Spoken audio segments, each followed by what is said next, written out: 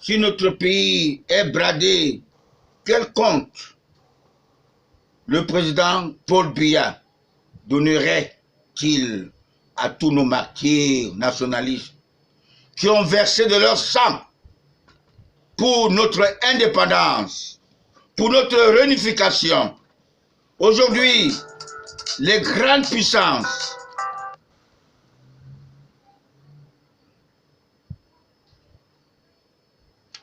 les donneurs de leçons veulent nous imposer leurs pions. Des inconscients, des francs-maçons qui ne sont qu'à la conquête du pouvoir absolu, même pas le sang. Vous avez vu dans notre pays voisin, la Côte d'Ivoire, le général Gué, parce qu'il était franc-maçon, il n'a pas fait comme le général Semengue avait fait chez nous au Cameroun. Il avait remis, après le putsch de 6 avril, il a remis le même pouvoir à celui de droit, à celui qui méritait, le président Paul Biya. Après le 6 avril 84, vous devez comprendre que le général Semengue, n'est-ce pas, est un grand patriarche. Il a fait ce que tout le monde devait faire, ceux qui ont la crainte de Dieu. Alors que nous n'avons pas eu l'alternance chez nous, au Cameroun, par le sang. Paul Biya prêta serment le 6 novembre 1982 sans problème. Et vous devez savoir, même en 1983, avant 1984, on a tenté d'assassiner Paul Biya. Heureusement, le tout premier président du Sénégal, indépendant le 4 avril 1960, le franc-maçon Senghor avait préparé durant 5 années son successeur Diouf, toujours imposé dans le cercle vicieux des francs-maçons de la francophonie.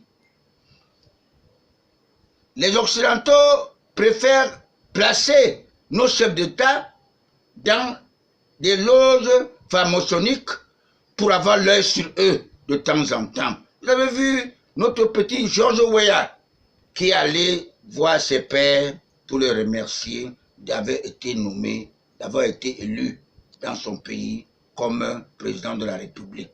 Et la même chose que vous voyez avec Ali Bongo, qui avait voulu montrer la vérité pour travailler dans son peuple et faire ce que son père n'a pas pu faire. Les Français, le petit Sarkozy l'a frappé dans la franc-maçonnerie. Il est devenu infirme. Mais Dieu le Père, il sortira de sa maladie. Alors que chez nous, dans notre pays, le président Paul Biya est le choix de Dieu sur la prophétie de l'évêque Albin Domo, car les potentiels chefs d'État furent Aïssim Vondo et Bois Samuel, comme j'avais dit plus haut. Le président Paul Biya est le chef d'État africain d'être le plus détesté par ses propres frères du G11. Et vous devez savoir, l'avocat Ngongo Otu l'avait beaucoup aidé, n'est-ce pas? Ils l'ont fait tuer, ces gens-là. Et moi, qui suis spirituel, je n'ai pas peur de représailles, parce que je sais que je travaille pour une vraie cause. Je travaille, n'est-ce pas, pour aider quelqu'un qu'il faut aider, parce qu'il faut l'aider, n'est-ce pas, sans aucune condition. Qui ne sont tous des francs-maçons, bourrés de gros diplômes, d'agrégation, tous avec des intentions de succéder leur maître. La personne qui les a façonnés, même quand il fut à la primature, vous devez le savoir, Paul Biya, c'est lui qui a tout donné, n'est-ce pas, et aujourd'hui, n'est-ce pas, il est vraiment matraqué par ces Judas.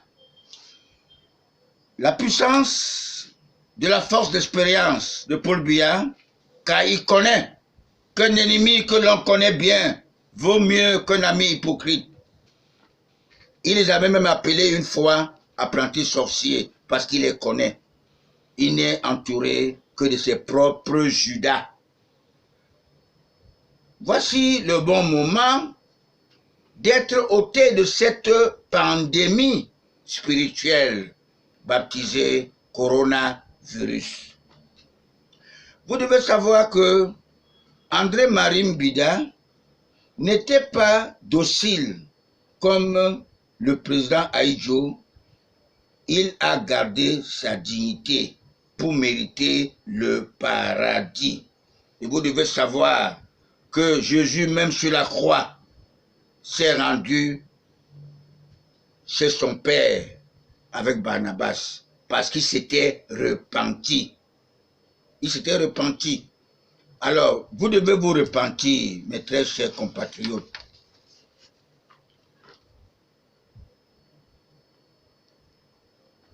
Le président Paul Biya avait dit au président français qui avait légalisé le mariage pour tous, François Hollande, le traître, ne dure pas au pouvoir qui veut, mais qui peut. Le président Paul Biya ne souffre de rien.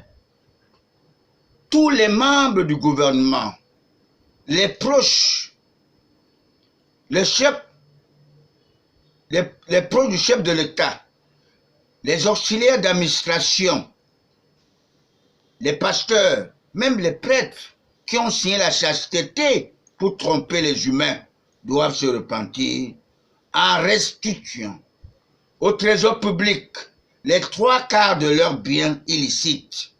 Car j'ai entendu notre Père de la Nation ordonner de sortir 1 milliard de francs seulement pour la cause de ce génocide spirituel. Alors que nous avons plusieurs de nos ministres qui fêtent les milliards chaque année. Si nous changeons nos mentalités, héritées du parrain de notre tout premier chef d'État, le franc-maçon Louis Paul Ojola, nous écraserons le coronavirus. Nous avons mis de côté la rigueur et la moralisation prônée par le président Paul Biya. Et même le civisme, nous avons tous oublié cela.